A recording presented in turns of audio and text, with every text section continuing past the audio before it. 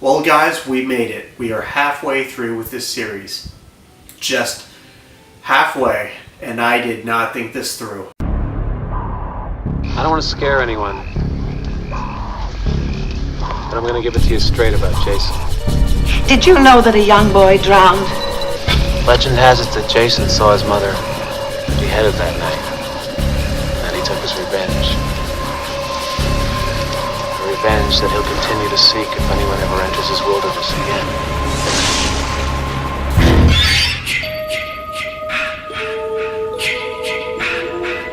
After severe backlash against A New Beginning, Paramount released the desperately subtitled Friday the 13th Part 6, Jason Lives. Regardless of what a desperate move this was to bring Jason back after the controversial ending of the last movie, this movie is often considered to be the crowning achievement of the series. You often see this at the top of people's rankings, and for damn good reason. A little backstory. This is actually the second Friday the 13th movie I saw after Part 3. Now, anyone who's seen my review of Part 3, you know that I was not impressed with that movie, and I'm still not. But this is actually the movie that got me into the franchise, that got me interested in the franchise, and got me to keep going through all the movies. For whatever reason, I was instantly taken with this film, be it its self-aware sense of humor, its more high-octane sense of energy, and probably most importantly, the way it reestablished Jason Voorhees as not just a slasher villain, but a bona fide movie monster. Writer-director Tom McLaughlin took heavy influence from the Universal Monster movies.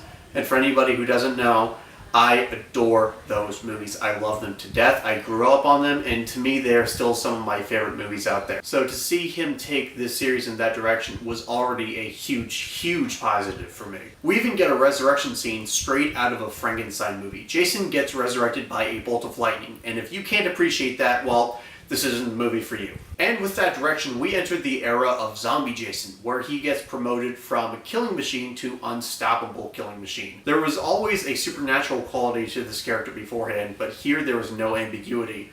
He is virtually immortal, and he's killing people in more creative and exaggerated ways, the ways a regular person, probably couldn't.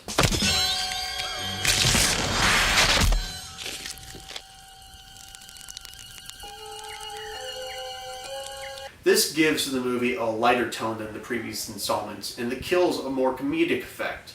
Because of this, mainstream audiences seem to find this less provocative than the first 5 films, which were always being accused of glorifying violence.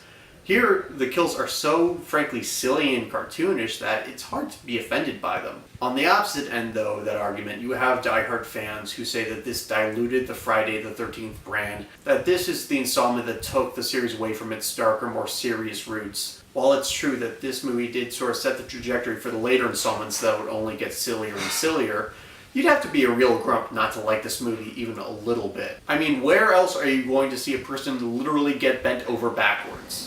If you accept Jason Lives for what it is, there I go rhyming again. But if you accept this movie for what it is, I think you will find it to be the most entertaining and possibly the most fun movie of this whole franchise. You have a very lively cast of characters, much in the vein of John Hughes, and I think they're all very likable in their own right. Especially Horshack here. What better friend is there than Horshack?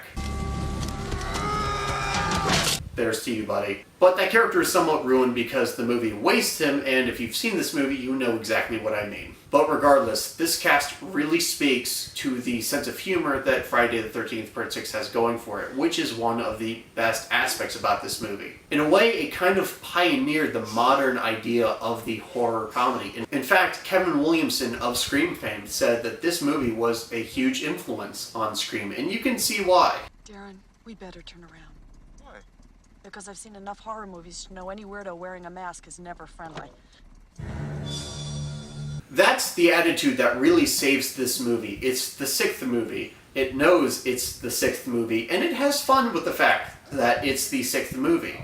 And while I'm talking up the comedic aspects of this movie, I think it still works effectively as a horror movie. Tom McLaughlin brought a gothic atmosphere to this series, which was an inspired direction, especially after the weird, sleazy tone of Part 5. Jason, while not being as menacing, I think, as Ted White or Richard Brooker, still is a force to be reckoned with here. Plus, for the first and only time in the series, oddly enough, we have actual kids at the camp. That's right, we're going back to the camp setting after abandoning it in part 2, and now we actually have kids here, which I think raises the stakes so much more.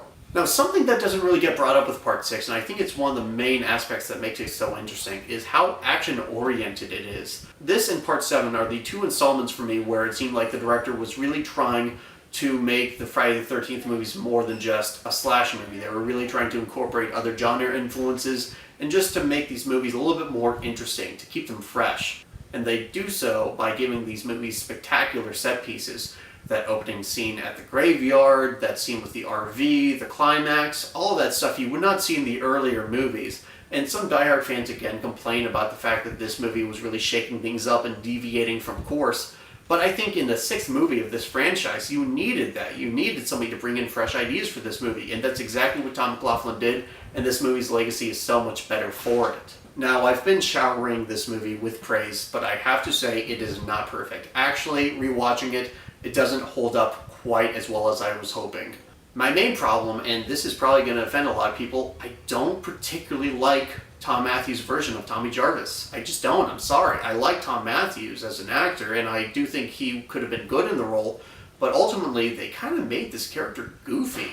He was supposed to be a hellbent warrior, a real rival for Jason, but he makes so many dumb decisions, and he acts so aloof the whole movie that he becomes hard for me to take seriously. And this character is still supposed to be disturbed, but that's not the way they play his character off most of the time. He really is a goofy, more lighthearted version. I mean, compare him with John Shepard in Part 5, and you see there's a real lack of intensity here. I know this movie overall is more goofy, more silly, more lighthearted, but this iteration just always bothers me because there was a real opportunity here for like a Dr. Loomis type of character for this franchise, but that's not really what they go for. Also, this is going to sound like more of a nitpick, but I do not believe that this guy used to be Corey Feldman. I am sorry. I do not think that this character and Tommy Jarvis from Part 4 could be any more disconnected. There's nothing connecting them here.